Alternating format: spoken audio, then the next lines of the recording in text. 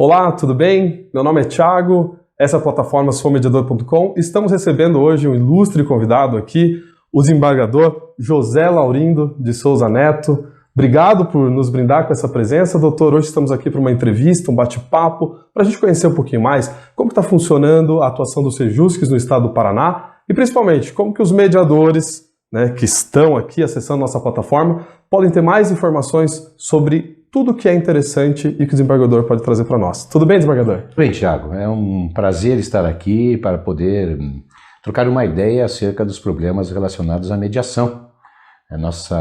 Faz parte da nossa política a difusão das ideias das soluções dos conflitos de forma consensual, e a mediação é uma ferramenta importante dentro dessa política pública. Perfeito, doutor. Muito obrigado pela presença. O desembargador aqui, ele é segundo vice-presidente do Poder Judiciário Paranaense, é presidente do NUPEMEC, Núcleo Permanente de Métodos Consensuais de Solução de Conflitos. A gente vai conversar um pouquinho hoje.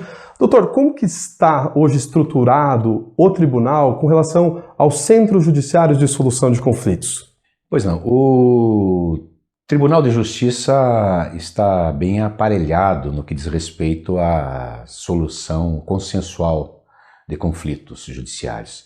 A segunda vice-presidência do tribunal, ela tem como competência não só as questões relativas ao acesso à justiça, e aí falamos de conciliação, mediação, arbitragem e negociação, mas também é de competência da segunda vice as questões relativas aos juizados especiais e as turmas recursais, assim como todas as questões inerentes à política pública ligadas ao sistema de justiça e aos direitos e deveres de cidadania. Então tudo isso se interrelaciona dentro de um contexto maior, e então a nossa intenção é a difusão cada vez mais, ampliar, difundir, aperfeiçoar, incentivar toda a solução, os métodos de solução, tratamento adequado dos conflitos. Uma vez se falava em métodos alternativos, hoje eles estão inseridos dentro da ordem jurídica, e então é nossa função difundir essa cultura da pacificação social, na verdade, no momento em que vivemos uma cultura da disputa, por isso da importância da cultura da paz, e também dos métodos de soluções consensuais, os métodos autocompositivos, as soluções dos conflitos, para que você tenha maior efetividade. Não é só a solução de um processo, a diminuição de um processo, de número. A importância da conciliação está na solução do problema de fundo que lhe causa aquele conflito, O conflito ele é normal na sociedade. A forma de solução desse conflito é que ele deve ser modificada, Deve ser daí da importância das ferramentas e das práticas e das ações desenvolvidas pelo poder público. Perfeito, doutor. Brilhante explanação aqui. Assim, partindo do que o senhor falou, a gente tem uma modificação aí de entregar para as partes a possibilidade de resolverem os seus próprios conflitos, as maneiras adequadas. Quais são os desafios do juiz partindo dessa premissa que agora a gente tem um tribunal de múltiplas portas, um pouco diferenciado, que a partir da resolução de 125 de 2010 e agora mais vindo para o CPC de 2015, que passou a vigorar em 2016, como que o magistrado, quais são os desafios a partir dessa perspectiva? Olha, eu digo o seguinte, que o maior desafio é aquele de transformar o indivíduo, trazer autonomia e emancipação para o indivíduo, para que ele mesmo possa solucionar os conflitos de sua existência com relação a ele, com relação ao outro, de forma individual, sem a necessidade do facilitador. Ainda chegaremos nesse ponto. Imagino, hoje é necessário a existência de um facilitador, Mas na medida em que a política pública se desenvolve como forma de trazer autonomia e emancipação ao indivíduo para que ele mesmo saiba solucionar quais são os melhores atos, os melhores comportamentos, as melhores condutas da sua existência em relação ao outro, uma forma de não dar margem ao surgimento de conflitos, este é o ideal a ser perseguido, para que o indivíduo mesmo ele tenha essa autonomia e seja emancipado nessa forma, saiba tomar a decisão mais certa na sua existência. É claro que tudo isso ainda, nós temos um processo civilizatório ainda a ser perseguido, né? O Brasil é um país de muita conflituosidade ainda. O brasileiro ainda ele precisa aprender, passar por um processo civilizatório, aprender, né, a não entrar em conflito, né? Nós vivemos hoje um momento também contemporâneo de antagonismo das opiniões, a própria globalização, as redes sociais. Hoje não mais a filosofia foi substituída pela mídia. E as redes sociais, as pessoas não refletem, elas tomam partido, aderem a posicionamentos já estabelecidos nas redes sociais. Isso dificulta todo esse processo de emancipação e o processo de autonomia do indivíduo. E talvez, doutor, o que o senhor está falando, talvez seja justamente o que se pregava antes, né? Antes de chegar no judiciário, o ideal é que as partes conversassem para depois judicializar a demanda. E, na verdade, na perspectiva do Código de Processo Civil anterior, e, claro, na norma como um todo, o que se fazia era, primeiro, o judicializo, e aí depois no meio a gente vê se resolve isso ou o juiz que decida. E a gente muda essa postura e, como o senhor disse, talvez isso seja um processo que é uma mudança, na verdade, cultural, né, doutor? Ainda a gente tem, claro, a gente vem de uma legislação, uma resolução que a gente acaba vindo de cima, o poder estatal fazendo com que isso acabe acontecendo dentro dos órgãos, mas o povo, a sociedade ainda precisa mudar essa mentalidade e aí é cultural, né? Sem dúvida nenhuma, isso leva um pouco de tempo, mas eu acredito que o método de tratamento, o método mais adequado de solução de conflito é a negociação. É aquele em que as próprias partes, elas mesmos dialogam, estabelecem um diálogo, que é a arte do diálogo regrado, né? A saber escutar o outro, saber falar, saber se expressar, né? Saber administrar as emoções numa diversidade, são ensinamentos, são conhecimentos necessários para que se chegue a um acordo viável para ambas as partes. O brasileiro ainda ele tem muito que aprender ainda. Então, aí da importância da política pública, da importância dos facilitadores, do poder público.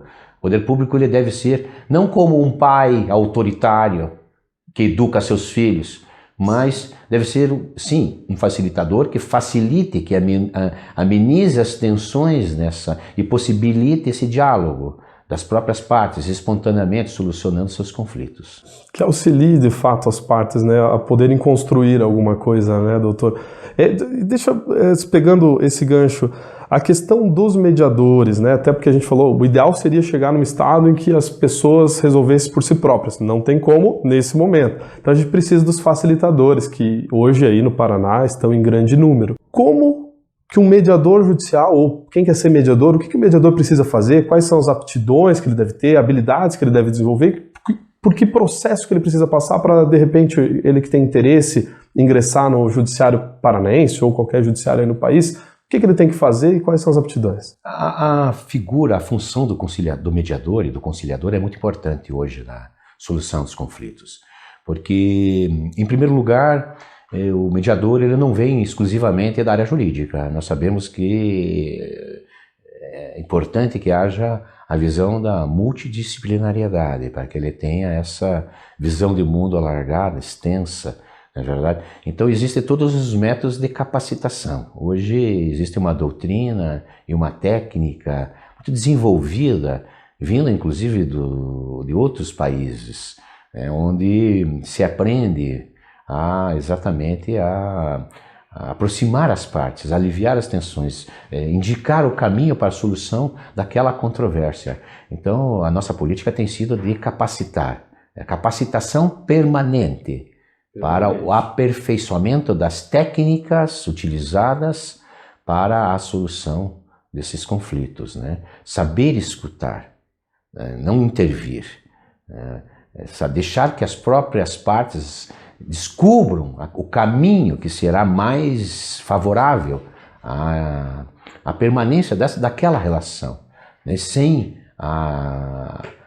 a dissipação do prejuízo, do dano causado pelo conflito, né?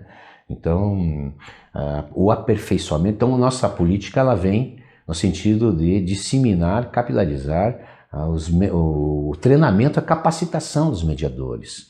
Nós temos aí uma capacitação permanente. O Tribunal de Justiça valoriza muito a função do mediador, né? Agora, recentemente, no início da minha gestão, nós criamos o Cadastro Estadual dos Mediadores. Recentemente, o NUPMEC aprovou os critérios de remuneração e já enviamos ao Departamento de Planejamento do Tribunal para verificar o impacto financeiro. É importante que se avance nesse instrumento, nessa ferramenta tão importante para o estabelecimento de uma cultura de paz. É interessante observar que a mediação ela teve um avanço muito grande com o novo Código de Processo Civil. O artigo 134 é muito claro, assim como o artigo 27 da Lei de Mediação, eles estabelecem a necessidade, né, o caráter imperativo antes do julgamento, da instrução do processo, do encontro dessas duas partes para buscar uma solução mais viável para ambas as partes.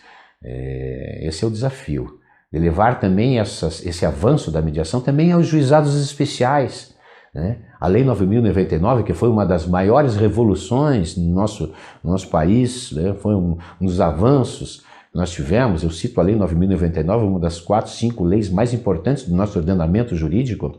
Ela ficou um pouco atrás. Por isso é importante que seja levado aos juizados todas essas técnicas, essas ferramentas, essas práticas e esse conhecimento também para a solução das questões de massa que estão dentro dos juizados especiais. Doutor, interessante o que o senhor fala da questão dos juizados especiais, que vem um pouco antes e que talvez a mediação agora tenha uma condição um pouco diferente. Olha o conflito talvez de uma maneira um pouco mais aprofundada. Os juizados facilitam a conciliação, mas talvez não enxerguem o problema ou o conflito de maneira tão aprofundada. E, claro, eu fiz a lição de casa, pesquisei sobre o senhor, sobre o doutor, que ingressou na magistratura em 1990, e com certeza passou por esse processo de introdução da lei dos juizados especiais, de estruturação de tudo isso, e está passando por todo esse momento de avanço, né? Como que o senhor enxerga essa evolução? Eu tive uma participação direta na criação dos juizados especiais em 1985, 95 e 96. Porque nós criamos o juizado especial aqui através de resolução em 1995 ainda. Eu fui o primeiro diretor do juizado especial de Curitiba, do Paraná, e participei da elaboração da Lei 9.099. Fiz parte da primeira Comissão Nacional de Interpretação. Foi a minha dissertação de mestrado. Eu tive uma ligação direta com a Lei 9.099. Mas hoje nós verificamos que ela ficou um pouco para trás. É necessário mudanças na lei para que ela chegue num nível, né, num paradigma da intersubjetividade. Quer dizer, é importante a mediação nada mais é do que um mergulho na subjetividade. Essa capacidade do facilitador em, com sensibilidade, saber identificar os motivos subjacentes inerentes àquele conflito, que nem mesmo as partes conhecem, propiciando para que elas mesmas, de modo autônomo, venham a conseguir, então, a identificar os motivos desse conflito, né? É interessante, outro dia nós tratávamos de uma questão em todas as áreas. O conflito ele está em todas as áreas, né? Na natureza penal, extrapenal, familiar, fazendário, civil. Outro dia lidávamos com uma questão muito interessante de que uma construtora queria comprar o terreno inteiro para construir um empreendimento e sobrou uma última casa de uma senhora viúva que não queria vender essa casa. E aí foi perguntado por que não queria vender essa casa, ele dizia não, porque o meu marido, antes de morrer, ele disse, olha, fique com essa casa, porque essa casa nos trará a nossa lembrança do nosso relacionamento, que sempre foi muito bom. Então ela não queria vender, e aí, quando foi percebido isso aí, o que o empreendimento fez? Aquele que tinha interesse em comprar essa casa. Ela disse, não, então vamos dar o nome do seu marido ao nosso empreendimento. Então, às vezes, a solução... São pequenos... Uma leitura do... Exatamente. Ela estava latente, assim, dentro do contexto, né? Por isso que é importante... A superficialidade, ela mais esconde do que revela. É necessário uma penetração na essência das questões que estão interrelacionadas com o conflito. Isso são técnicas adquiridas por capacitação permanente. Aqui no PMEC cabe também trazer essa capacitação com um treinamento e capacitação permanente. Até porque, né, desembargador, se não for lá no fundo da questão, o conflito não se resolve, né? É como o senhor falou, a superficialidade, a gente fica por ali, de repente passa um pouco mais de tempo, volta um problema, porque não resolveu. Exatamente. E a função do facilitador é deixar que as próprias partes, dar mecanismos, mostrar, indicar os caminhos para que as próprias partes venham a perceber os reais fatores que incidem nesse conflito. Então esse é um trabalho muito, por isso da importância da multidisciplinariedade, por isso que o direito nesse caso ele não tem aquele valor como no processo judicial, né? Não se trata de regras do ordenamento jurídico, mas técnicas da humanidade, né? São técnicas universais de cultura, de valores, é uma verdadeira revolução axiológica que ocorre com as práticas da mediação, onde se busca um acordo, né? Através das ferramentas da justiça restaurativa, que não só está no conflito penal, é importante que se diga também, a justiça restaurativa que transforma, né? Ela participativa, ela pode ser expandida também para outros conflitos de natureza extrapenal. A gente pode dizer, desembargador, o senhor tocou agora na questão da justiça restaurativa, que a gente também está partindo, quem sabe, para um judiciário mais humanizado? Seria isso? Não tenho dúvida, porque chegamos a um momento de barbárie institucionalizada dentro do sistema penitenciário. Não precisa ser nenhum acadêmico de direito estudioso para perceber que as penitenciárias se tornaram universidades do crime. É claro que não se nega por evidência a necessidade de prisão em determinados casos, mas em tantos outros casos poderiam haver soluções diversas da prisão, com forma de controle do Estado, com maior efetividade de reabilitação e ressocialização, porque a prisão ela não ressocializa, ela não reabilita, ela só causa reincidência. Então, através de uma modificação de sistema punitivo, de sistema conflitivo para o sistema da justiça restaurativa, será possível, né, a utilização dessas técnicas de emancipação, de conscientização dos deveres de cidadania, na verdade, com a preocupação de reparar o dano sofrido pela vítima e, sobretudo, o dano sofrido pela sociedade em cada delito que se pratica em seu seio. É necessário que esse tecido social esgarçado com a prática criminosa seja reconstruído de forma que possamos viver numa sociedade um pouco mais tranquila, né? Um pouco mais segura. Hoje vivemos a cultura do medo. É necessário que venhamos a mudar esse paradigma.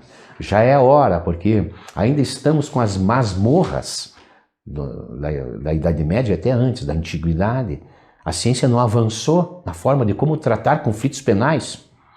Somente com dor não se reabilita. É necessário a reconstrução do indivíduo a partir de outros paradigmas, epistemológicos também.